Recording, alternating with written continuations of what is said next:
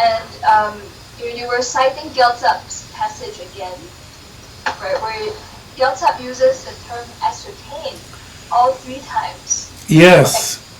So we were wondering why that's the case. After we've taken pains to distinguish between ascertainment and realization.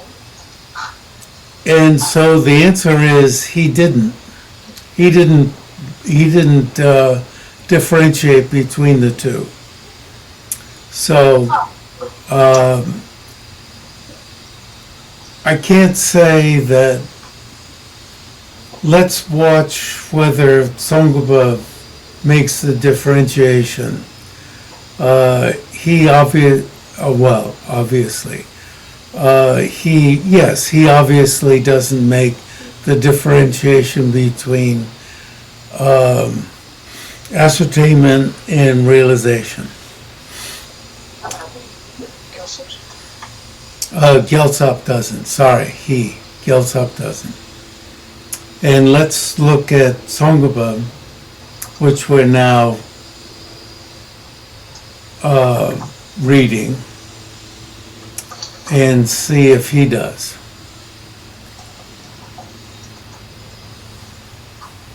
Well, we are going to come to, in the chapter after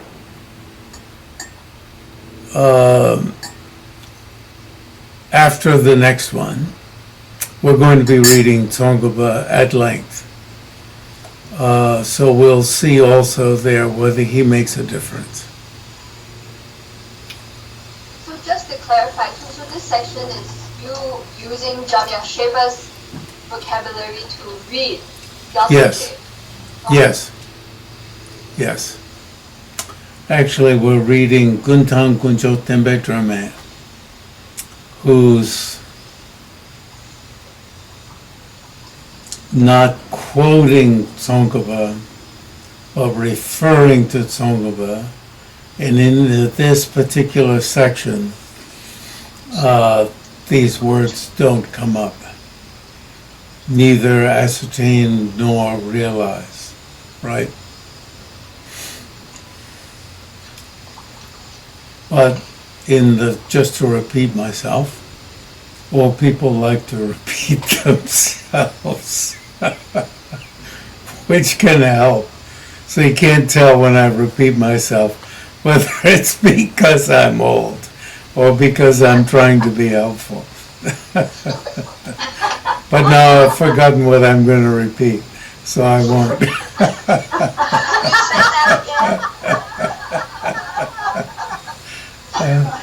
I'll have a drink of my water and honey mixture. Some nice people gave me some honey in India.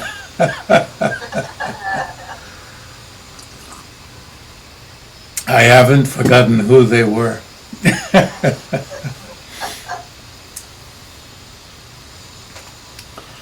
So, Guntang Guncho Tembe Trume, who, as we were saying last time, at least nowadays, I don't know when this began, Gomang counts as Giant Sheba's, counts as one of his 2 great disciples. Oh, that's a good way to put it. 2 great students, even though he didn't live at the same time as Giant Sheba. The other one being Ngag-wang-tra-shi, whose text we'll be reading in the next chapter.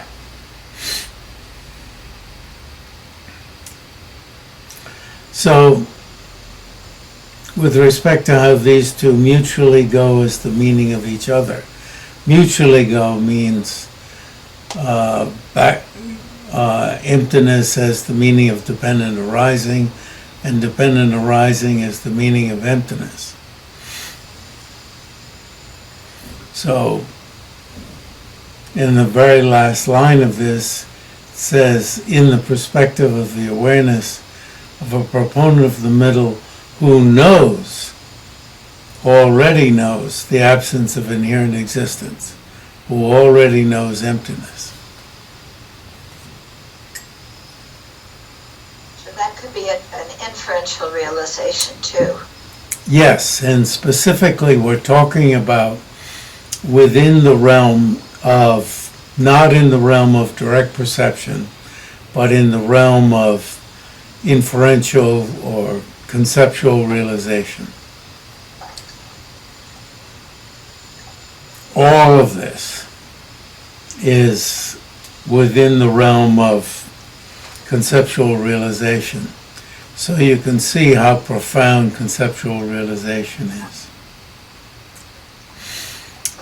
So, I was thinking just before, just a few minutes ago, I was going to make the statement that we can see that Gyaltsab wrote down his notes before Tsongkhapa wrote his great commentary on the fundamental treatise on the middle called Wisdom. And then I thought, well, not necessarily so, because we can't. I mean, Tsongkhapa could have. It's not impossible that Tsongkhapa wrote his great commentary on Nagarjuna's fundamental treatise in the middle called Wisdom, but Gyaltsab didn't have a copy.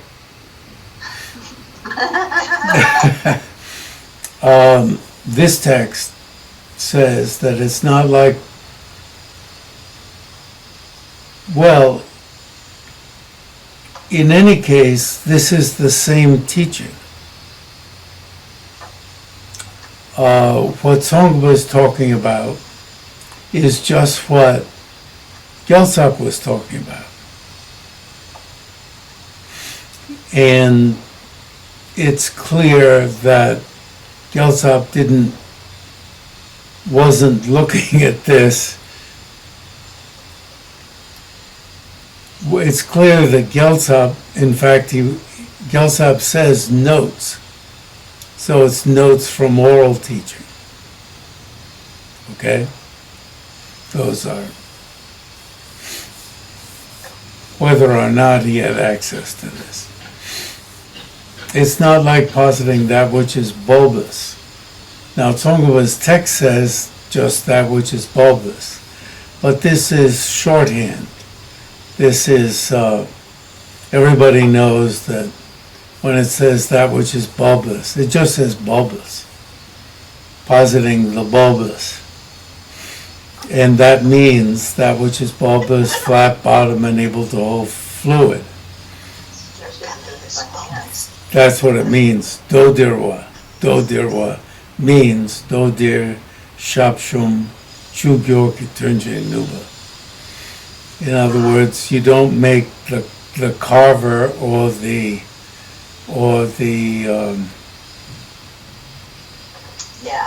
secretary, scribe, thank you, or yourself. See how careful I'm trying to be. Write down or blah blah. Eventually you're making the carver. As the meaning of part, pot, not part, as we say in New England, or in parts of New England, or as we would say in New England, pots of New England, pots of New England. And it is not that the term explicitly expressing the one meaningly projects. Now you see, I'm being very careful not to use, you see, so many of us translators will translate turnkipamba, there's turn again, turn means meaning, and we'll translate all of these words as implicitly. Implicitly gets, that so many different words get translated as implicitly. And the word is turn. Turn means meaning. So I came up with meaningly projects, which, face it, doesn't mean too much. But now pang means like da pangba. You shoot an arrow. Project an arrow. Project. Meaningly projects the other. And it also is not that when one is explicitly realized, here's realized. The other is implicitly realized. I said these terms weren't there.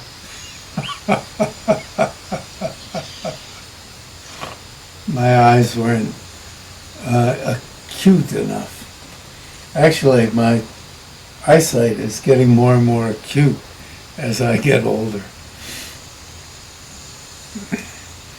But, now notice how the vocabulary changes, is a way in which the one bestows understanding. And instead of saying implies, now bestows understanding, this zel, call it der. Der is zel. Der is even stronger than zel. Der is like gives understanding. Give is even stronger than imply.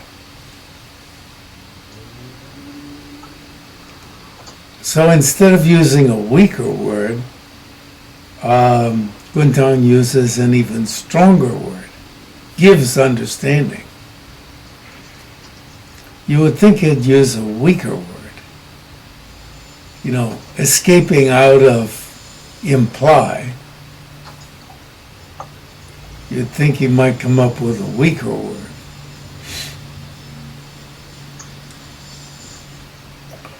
Like Hopkins in note E says, meaningly suggests. Suggests is weaker, perhaps, than imply, I don't know, or is on the same level.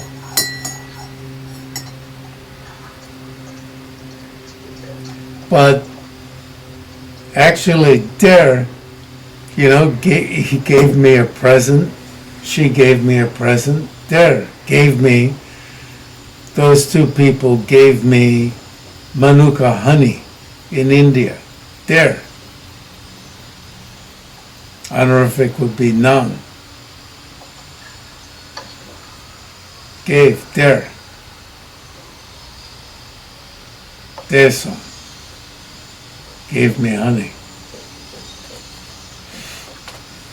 So they want to use some other word than imply and end up using one that's even more concrete.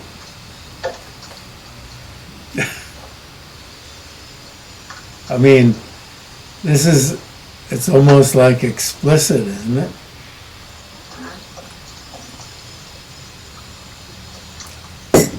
It's like hunt around for another word rather than explicit. And he came up with something even, shall we say, worse.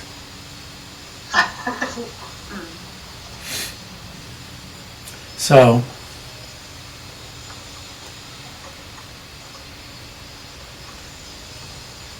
as as Venerable said, what's so bad? I mean, why are we trying to avoid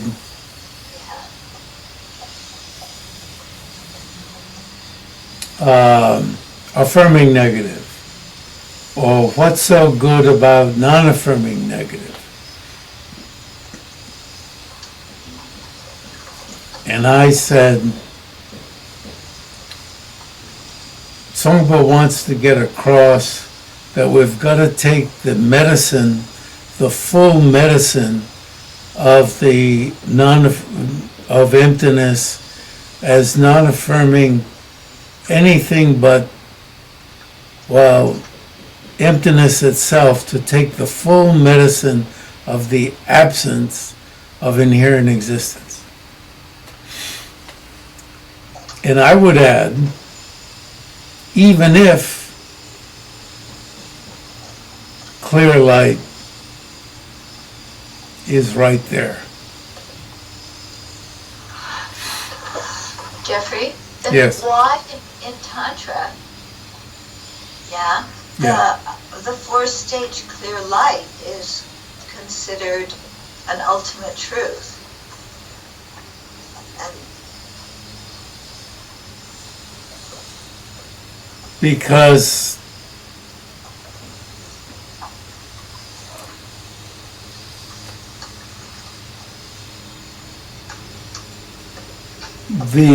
Because the message of the absence of inherent existence, that non-affirming negative, is right there.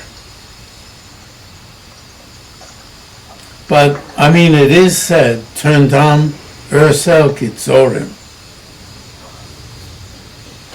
And unfortunately,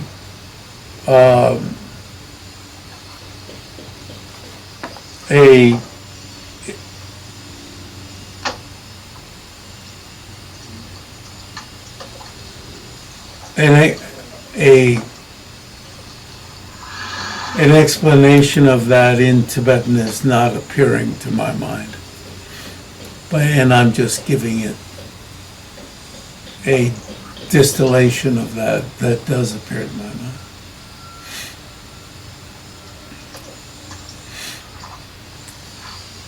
But in Sutra, the yogic direct perceiver that knows emptiness is right there, but that yogic direct perceiver isn't called an ultimate truth. Yes, not the yogic direct perception, not the consciousness, but the object of the consciousness. Yeah, but the clear light, the fourth stage clear light is a consciousness. Yeah. You notice how I just said yeah, and I'm going on to the next topic. Okay.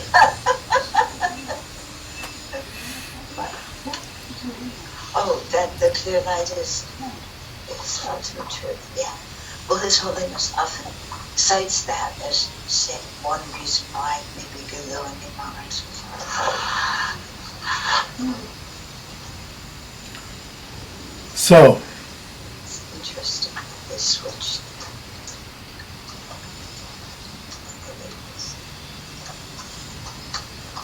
then, next paragraph. So, it's important to look into, because this message is so important. So, this is a clear light, and His Holiness is willing to affirm, like, for instance, in Nyingma, that the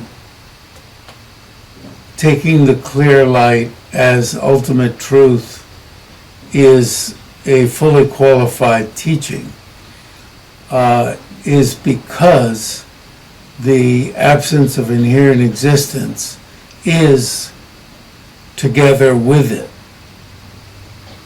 That's what I'm recalling. And then once that is his view about Nyingma, I'm willing to say that must be his view also in Gelug. Yeah. Like water mixed with water? Is that where we are with that? Same analogy? Like water mixed with water?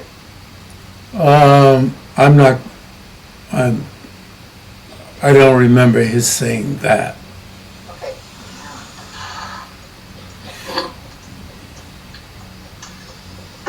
Using that analogy. It's got to be something like that. I think you've read the first paragraph.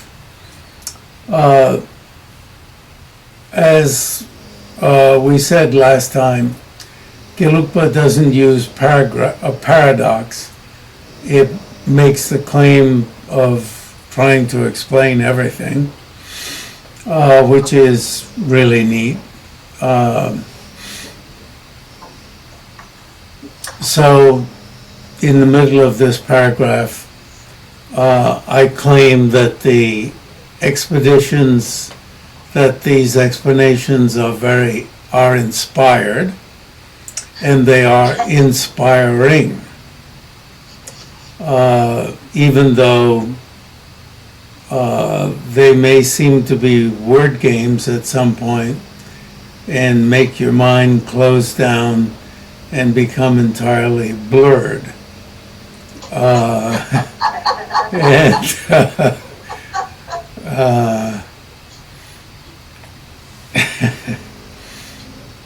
And sometimes it's quite unnecessary that the mind gets blurred. And let's hope that through our reading about them, we can unblur where, where it's unnecessary, and try to keep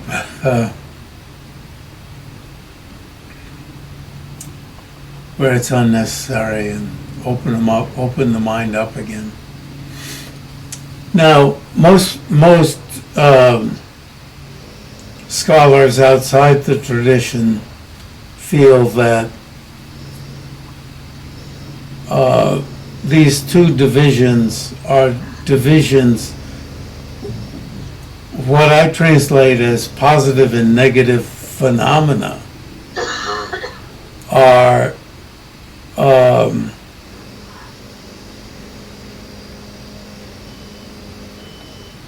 affirmations and negations as statements.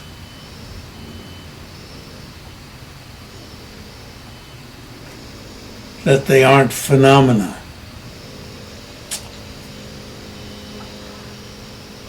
For instance, in Mimamsa, it said Brahmins should not drink beer. So that's an injunction. An injunction is looked upon as a statement, and I think that's true. An injunction, it's a rule, and I guess a rule would be a statement rather than something like a non-beer drinking Brahmin. It's pretty hard to turn that around as a phenomenon, or beer that's not drunk by a Brahmin. How would you get, how would you turn it around into a phenomenon? And indeed, as we go through all the varieties of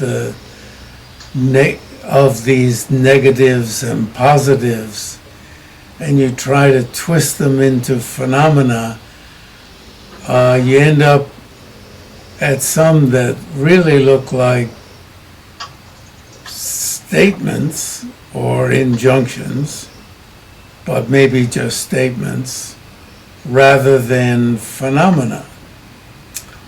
But as His Holiness said to me, emptiness is a negative, meaning it's a phenomenon, it's a negative phenomenon. And he obviously had thought a lot about, he was saying this in English. In other words, he was pointing to me to how to translate it. And I had thought about the definition and thought, this is not a statement. So I was more than happy to get his translation. And then, of course, recognize that especially with non-affirming negatives, some of them really look more like statements, especially in the examples. So why not have, say, statements and phenomena? Yeah, it's just that when you look at the definition of non-affirming negative, it's pretty hard to take it as a statement, which would be speech. And then, I guess, through an aside, I could say, well, that's really speech.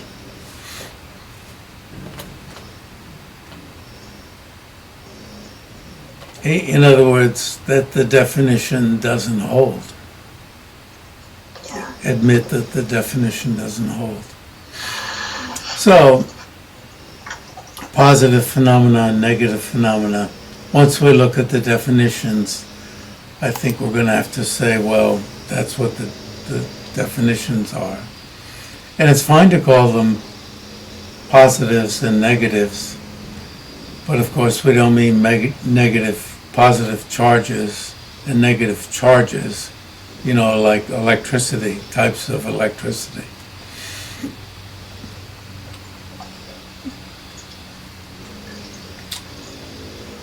Actions and, actions aren't statements. So that's why I make these statements, propositions, and acts of logic. That's Hopkins. But it's Hopkins facing what's said in the system, but making very important insights into the system. Emptiness is a negative phenomenon, and a pot or a table or a cup is a positive phenomenon, which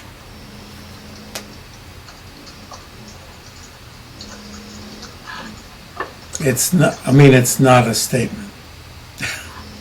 It's not an act of logic. It's not a proposition. And it's very, very important to see that's how it's taken in Tibet, and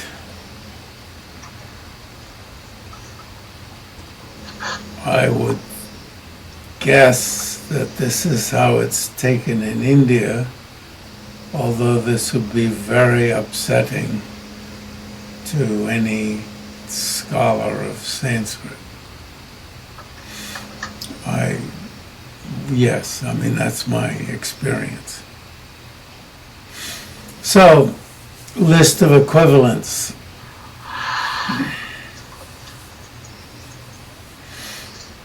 And notice that the last one is object of comprehension by an omniscient consciousness. But this is not hauled out as a way to get out of all sorts of problems.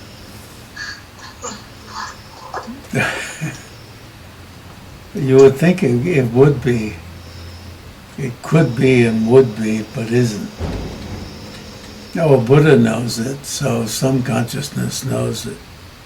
It's just not used. You would think that a theistic form of Buddhism might develop in the future. Oh, but a Buddha knows it, so some consciousness knows it. Okay. Then, a positive phenomenon. Now, I was kind of surprised that this book doesn't, because this book has a lot of Tibetan in it, and so I was surprised that this book doesn't give the Tibetan, if we scroll down a little, a positive phenomenon is defined as. And it's very interesting that it's defined by the way way it appears to a conceptual consciousness.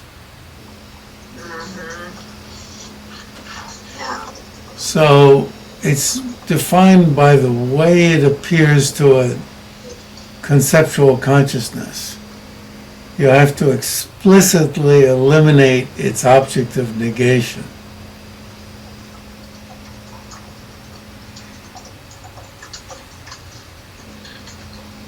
So when you conceptually think about cup, you don't have to explicitly eliminate non-cup. But if you think about non-cup, you've got to eliminate cup. It's as easy as that.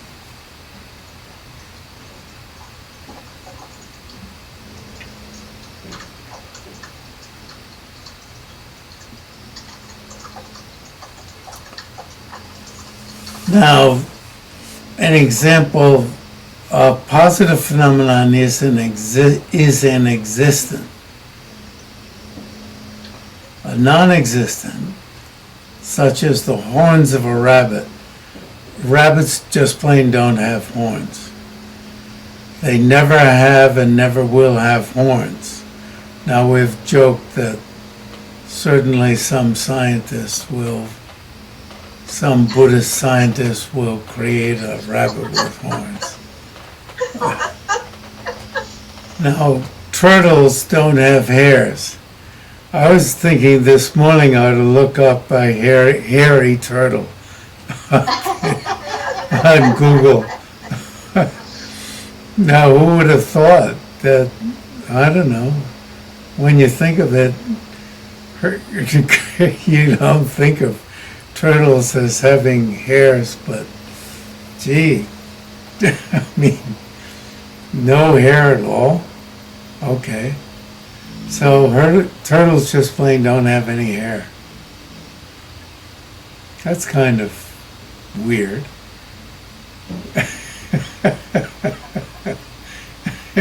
Someone's squinting. No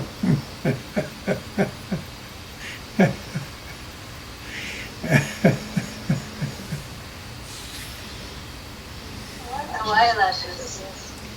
No eyelashes. No under the armpit. Some one little hair. You finally found a turtle with one hair, even one long one.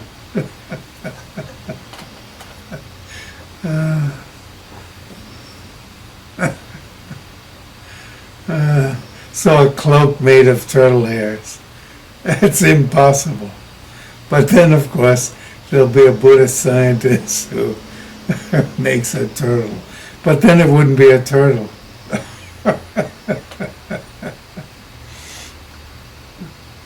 I guess that's the way around it. Yeah, makes me think it's time to quit.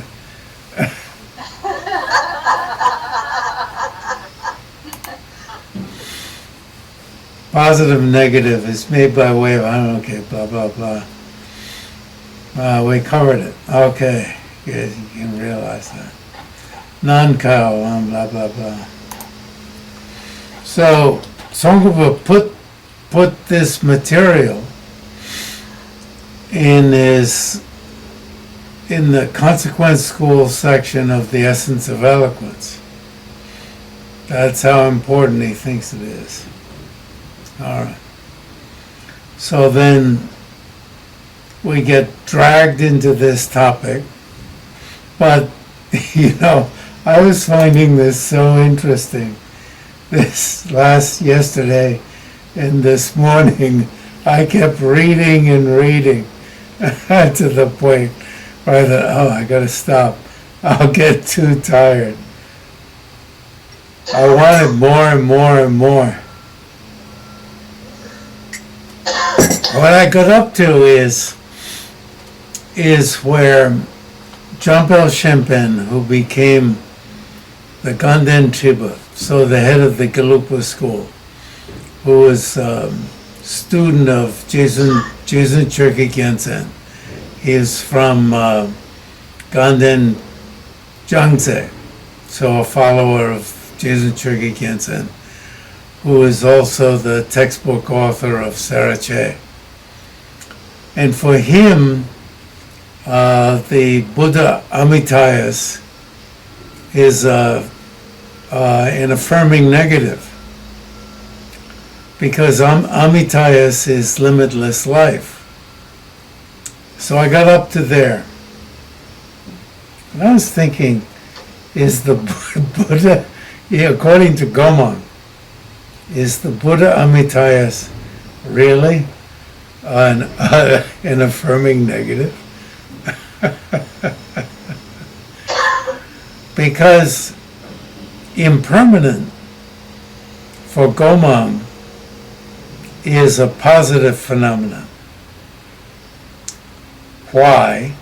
Because its definition is momentary, that which is momentary.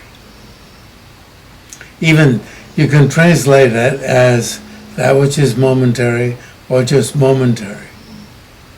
You see, momentary has nothing negative about it. Even though impermanent, mi dakpa, has a negative in its name. Just because it has a negative in its name doesn't make it negative. You go by its definition. Now, I was trying to remember, I think Benjamin Sunan Trokpa of Losaling has that view also. But at Giant Sheba, I began remembering he has something a bit unusual, and then I couldn't remember it, and I didn't have time to go look it up. And I was wondering if Jampel Shempen, being a follower of Jedzumba, had something weird. You know, the Buddha Amitayas, just because his limitless life, you see Amitayas, immeasurable life, immeasurable, not measurable life. Yeah. And he gives, it's translated in here, the Buddha whose life is immeasurable, you know, measureless life. That's his root for explaining that the Buddha whose name is blah, blah, blah, is the Buddha himself is an affirming negative, just because the name is that. And I thought, that's weird. And I've got to get out the Gomang textbook, and I've got to look this up. Then I thought, no, I'll be too tired. I won't be able to talk. So you see, I'm bringing this up to you. You see, this is the kind of explanation, the kind of teasing explanation that causes deeper thought. You know, is that Buddha just because of having this name? And then even midakpa,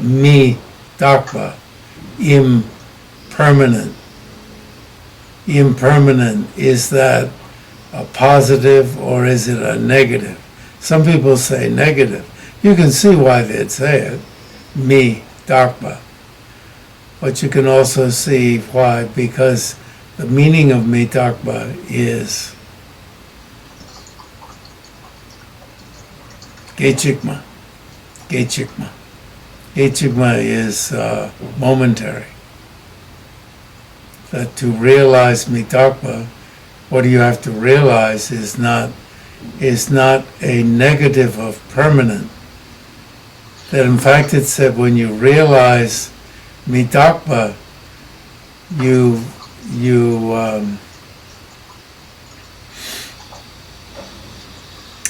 I'm catching myself actually. I better shut up.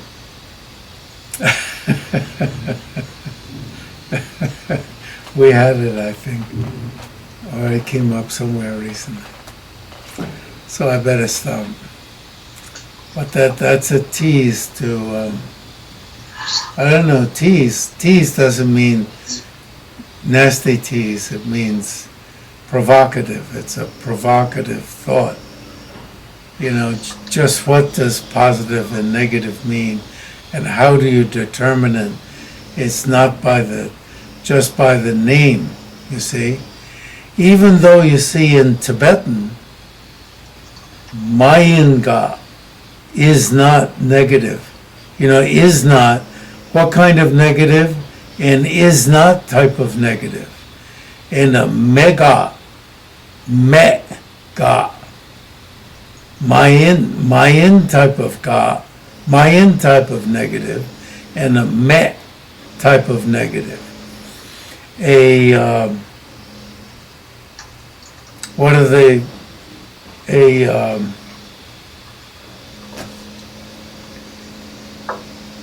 What are the fancy?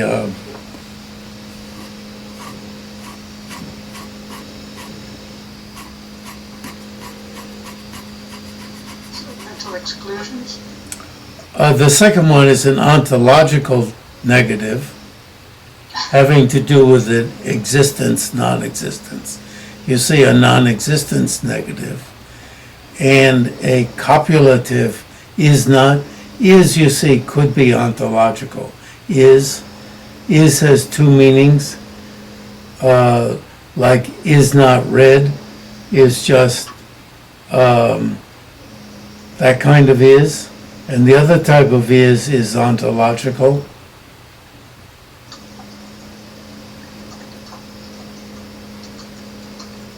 Is not red is just you're putting two things together.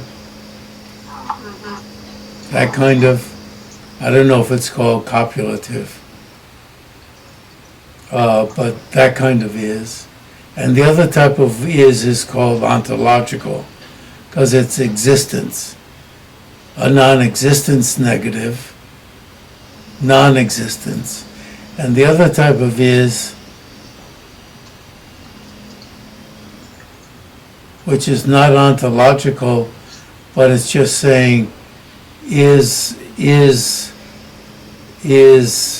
big, is small, is red, is that type of is. You're not questioning its existence. Yeah, qualifying. Quality. It's what we learned in statement of qualities. Statement of qualities? No. Yeah. That's what maybe. Yeah, you get the point. I think in Dan Purdue's first book, he used that word copulative, but then in this second book, he changed it. Oh, The statement. I don't know. I just Yeah. have to look it up. It's A bit below you say copulative main and existential me. yeah, existential is like, yeah, the me. So even in the Tibetan word for these two types, they use mayin and me. But even those are just very rough.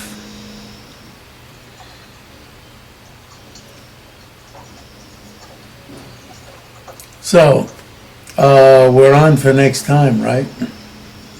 Yeah. And we'll call it a day again.